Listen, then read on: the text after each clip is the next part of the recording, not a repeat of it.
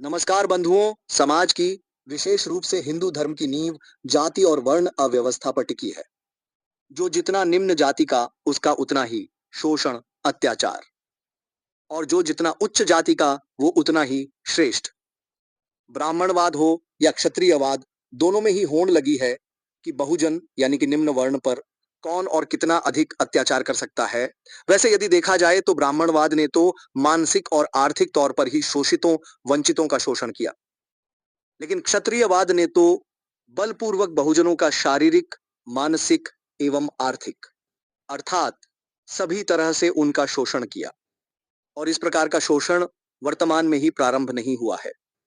ये अव्यवस्था कई वर्षों से चली आ रही है। यदि निम्न वर्ण अर्थात यहाँ के बहुजन मूल निवासियों पर ये अत्याचार, शोषण वर्षों से नहीं हो रहे होते, तो आज बहुजन अपनी जमीन, खेत खलियान के स्वयं मालिक होते, जिन पर सालों पहले जमींदारी के नाम पर जोर जबरदस्ती से कब्जा किया गया। मूल निवासियों की खुद की खेती होने के बावजूद उनको अन्न के लिए किसी उच्च वर्ण के आगे हाथ नहीं फैलाना पड़ता। खैर चलिए, कुछ घटनाओं पर नजर डालते हैं।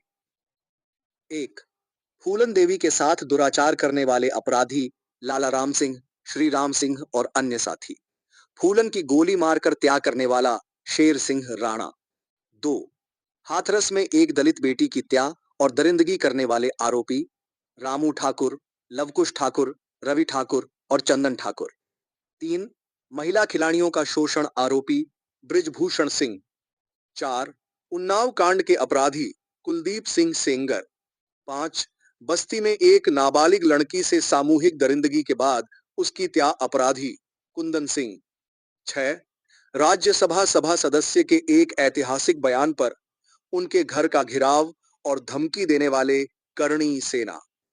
सात, जाति पूछकर मासूम लोगों पर गाड़ी चढ़ाने वाले ठाकुर समाज के प्रियांशु और अतुल और उनके साथी।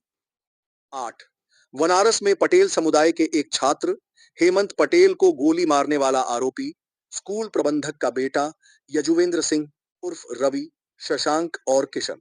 10, ठाकुरों से पंगा लेना ठीक नहीं होगा, हालत खराब हो जाएगी, ऐसे धमकी भरे बयान देने वाले सरकार के मंत्री रघुराज सिंह। 11, राजस्थान में एक दलित युवक की मूंछ रखने पर त्या आरोपी कपिल चौहान, मानव, नरेश, भानु सिंह। 12, आगरा में ठाकुर समाज के कुछ दबंगों ने दलित दूल्हे को घोड़ी से उतारकर पीटा। सबसे अहम और भयावह घटना मालेगांव केस, जिसमें कि मुख्य आरोपी के तौर पर थी प्रज्ञा ठाकुर। ये तो केवल उदाहरण मात्र हैं जो मीडिया के जरिए लोगों के सामने आए। अब आप स्वयं विचार करिए, रोज ऐसी ना जाने कितनी आपराधिक एवं असंवैधानिक घटनाएं देश में घटित होती होंगी। कुछ को पैसे, पावर, सत्ता के दम पर दबा दिया जाता है, और कुछ जान जाने के डर से स्वयं ही साहस नहीं कर पाते हैं अपनी आवाज उठाने का।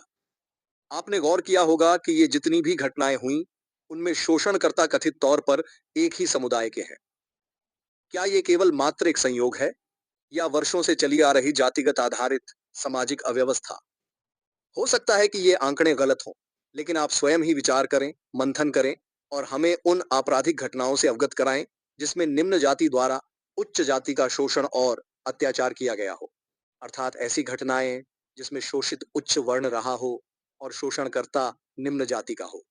हम जब भाईचारे, समानता, न्याय, सामाजिक एकता पर बड़ी बड़ी बातें करते हैं, तब ऐसी घटनाओं को दरकिनार कर दिया जाता है। लेकिन क्या ऐसे संवेदनशील मामलों पर मंथन की कोई आवश्यकता नहीं है? क्या ऐसे समाज में समानता, बंधुत्व, प्रेम, एकता आएगी?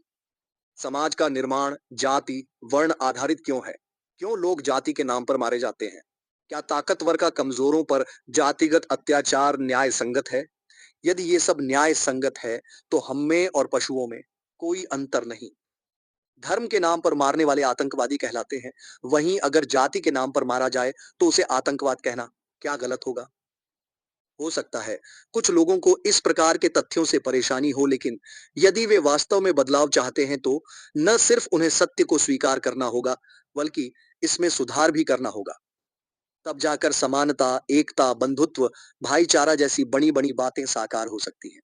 धन्यवाद। जय संविधान, जय मूल निवासी।